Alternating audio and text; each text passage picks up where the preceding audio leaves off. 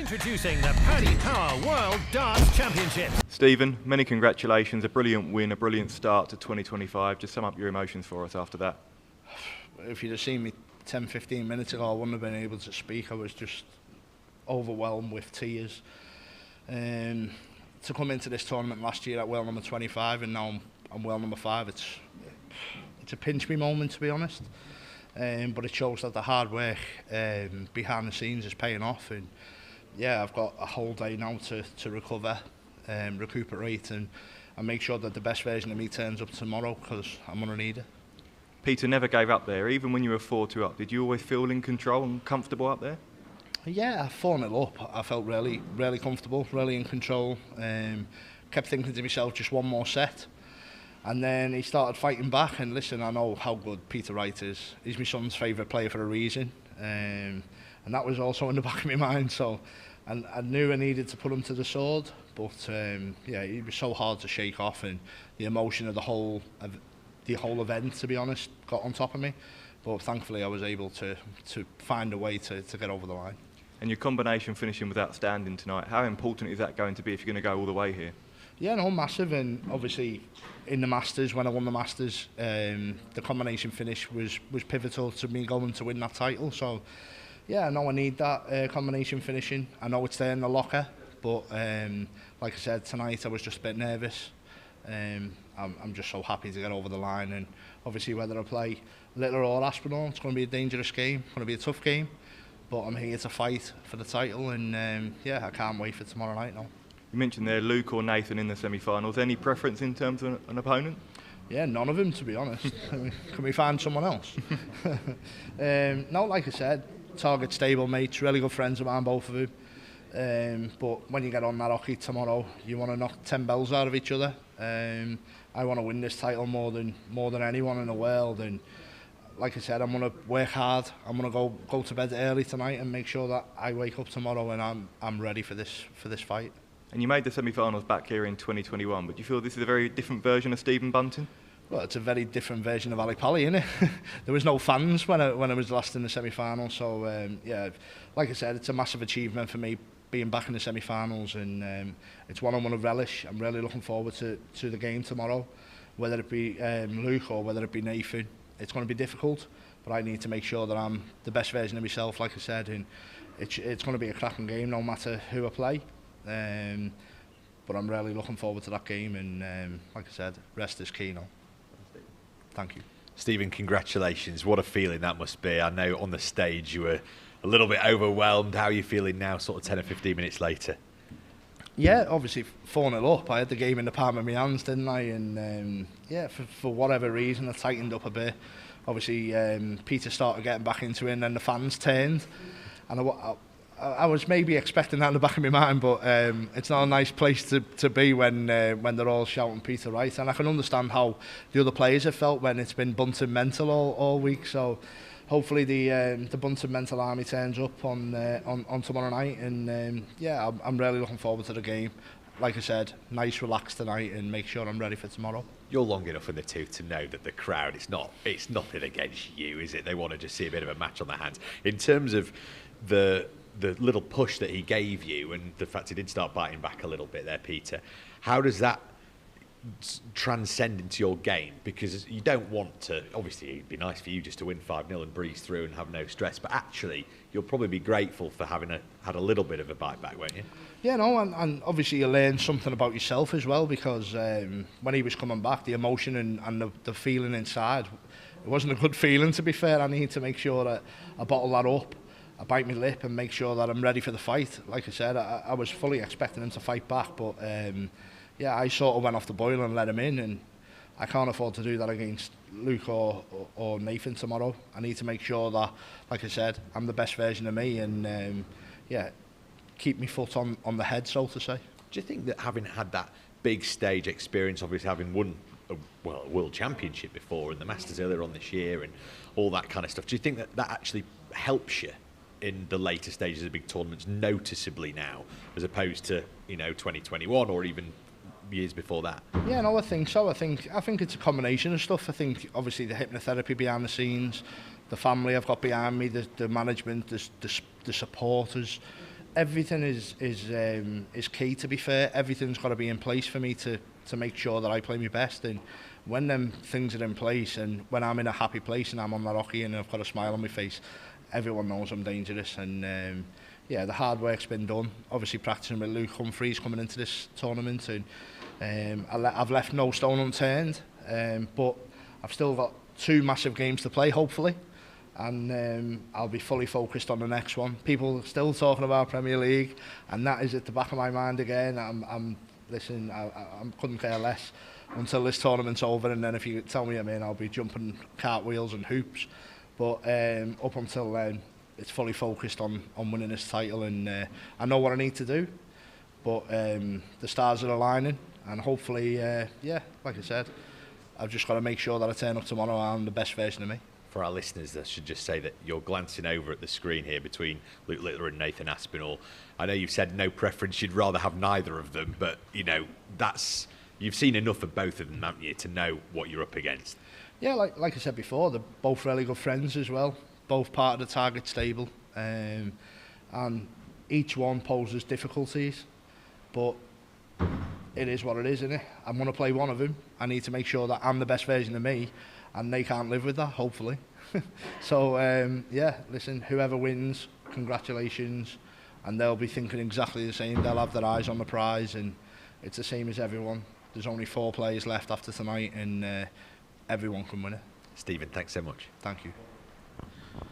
Stephen, congratulations. At 4-0, obviously you said about taking your foot off the gas. When did you realise that, hang on a minute, I need to find this again? Because it can be hard to reignite once you've taken your foot off. Yeah, no, as soon as you come off, it's so difficult to then get back on, and obviously the crowd turned, and I thought to myself, hang on a minute, I need to nip this in the bud as quick as I can. I knew how dangerous, obviously, Peter was. Maybe he's been under the weather the last few weeks or whatever it is, but I made sure that I was ready for the proper version of Peter Wright tonight. And I maybe didn't expect to be 4-0 up, but yeah, for whatever reason, I just relaxed a bit too much, and yeah, I needed to kick back in, and I was able to do that, thankfully. And like I said, I got over the line, and I can look forward to the rest of the tournament now. You touched on your career high ranking of number 5 now. If you win tomorrow, you go into the top 4. How does it feel to be part of the elite now? Because I remember you saying that beforehand you always, I want to challenge the elite, I want to get to them. Now you're in there. How does that feel? Amazing, absolutely amazing. Obviously, little old me, Stephen Bunting, well number 25 last year. No one gave me a hope in hell chance, and like I said, I've worked really hard behind the scenes. I've been on the circuit now for a lot of years. I'm long in the tooth, like you said, and yeah, I've put the hours in, I've put the preparation in behind the scenes, and I've worked really hard to get where I am. So I'm super proud of everything that I've achieved so far in my career. If I finished playing darts tomorrow, I'd be a really happy man at what I've achieved, but I still believe there's a lot more years to come. I believe there's a lot more titles to come, but I need to really dig deep now and work really hard. You spoke about that friendship you and Luke Humphries have got practicing together pre-tournament and will do in the new season as well. Will you drop him a message before tomorrow just to get some advice from him? Maybe not tomorrow, but when he was checking out the hotel the other day, he gave me a hug and he said he'd love me to take the title. So that means a lot to me, coming from a player like him and a really good friend as well. And it was an absolute honour, to be honest, to be able to practice with him. And we was locked away and we did 3 or 4 sessions, and it was amazing. It really did get us both in shape for the tournament. Unfortunately for Luke, it just didn't happen. But thankfully for me, it's really helped, and like I said, I'm still in the tournament and I can win it. Thank you. Stephen, congrats on the win. You talked a little bit about sort of the crowd turning towards Peter Wright at one point there. That's probably a position you've not been in very often over the last couple of years, with the amazing support that you've had. Describe what it's like being in that position. The start of the and obviously Peter Wright's interview the other day, and he said he's more popular than me and stuff, and you try and stay away from the sort of social media side of it, but obviously you're going to hear noise every now and again, and yeah, I knew how popular I've become. I know the fan base is absolutely incredible, and listen, I thank each and every one of them for the first 4 sets. They were fantastic. obviously no one wants to see a 5-0, they want to see a close game, and they started turning and getting on for Peter Wright. But listen, I appreciate them all. Thankfully I got over the line. I might have been a bit more upset if I'd have lost that game, and you wouldn't have seen me for a few months, I think. But no, I'm so happy to get over the line, and listen, I'm sure the Bunting army will be back out in force tomorrow. And how big is tomorrow in the context of your career? Everything you've achieved so far, where does it rank in terms of importance?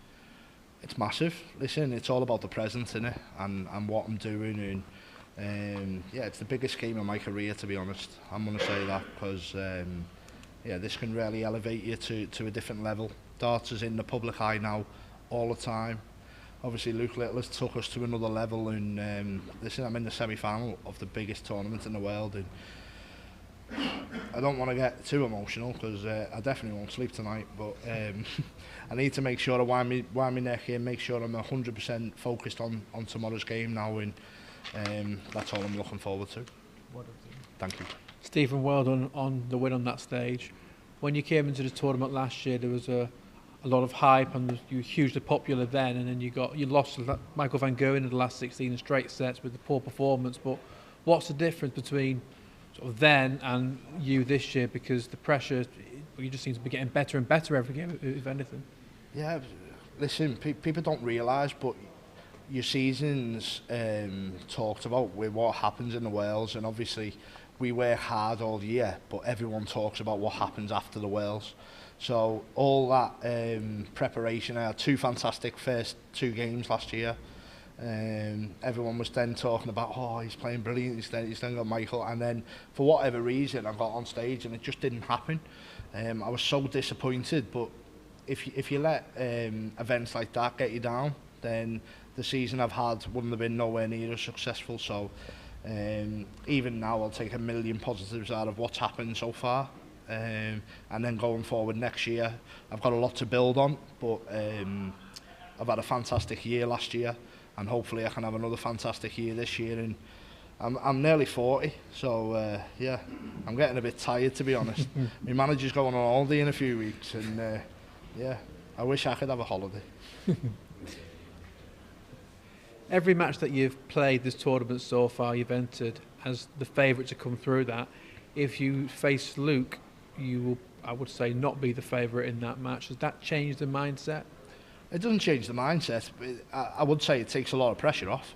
And obviously you can see in some of the games that Luke's played, there's a lot of pressure on his shoulders.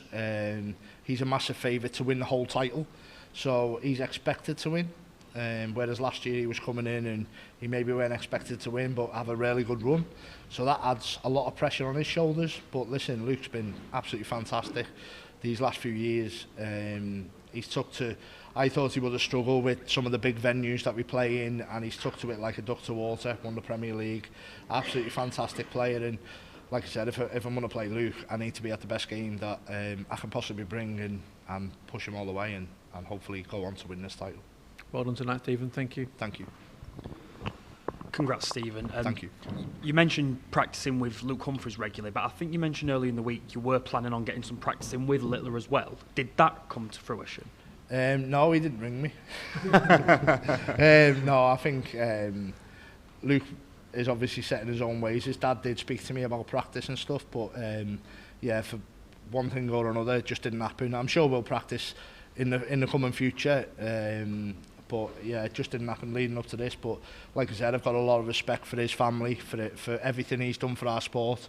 He's elevated it to another level, and yeah, if it is Luke I play tomorrow, I'll be 100% ready, or if it's Nathan, I'll be 100% ready. I need to make sure that whoever I play, like I said, I've got to turn up and make sure that I'm the best version of myself. You're obviously playing some of the best starts of your career, but you have been in this position before back in 2021, but it were a completely different landscape there. Obviously, you've got the Bunting army behind you this time. Can you take any positives from that experience, or is it just a completely different landscape for yourself now? Yeah, I still think I can take positives from, obviously I've been in a semi-final before. It's not an unnatural place. It was a tough game against Gezi, and yeah, I felt like I was in control of that match. I think it was 3-1 up, and for whatever reason it just didn't go my way. But listen, it's not for lack of trying. I'll make sure that, like I said, I'll turn up tomorrow.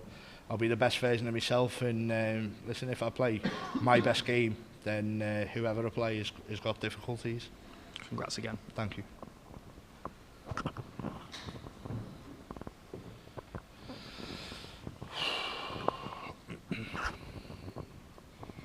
Congratulations, Stephen. Thank you very much. Yeah, Michael Van Gerwen told us he only used 10% of his strength to secure an easy win. 10%? Yeah, to secure an easy win. He told us. And we would like to know how many percent of, do you think you used to beat Peter White? 9. No, listen, I always give 100%, so sometimes you can give 110% and it doesn't work. So for me, I always try and give my best. If he's won playing 10%, then we're all in trouble, aren't we? But if I believe that nonsense, then I might as well not turn up. I might as well let him go on and win. Listen, like I said, we're in the semi-finals of the biggest tournament in the world, and we're all capable of winning this tournament. Each one's got qualities that is capable to raise our game as well. So long may that continue. Hopefully it's two brilliant semi-finals, a brilliant final, and everyone's talking about this World Championships, but there's a long way to go. There's still another game here to go, and hopefully whoever I play, I turn up and I'm the best version of myself. Thank you. You're welcome. Introducing the Paddy Power World Darts Championships.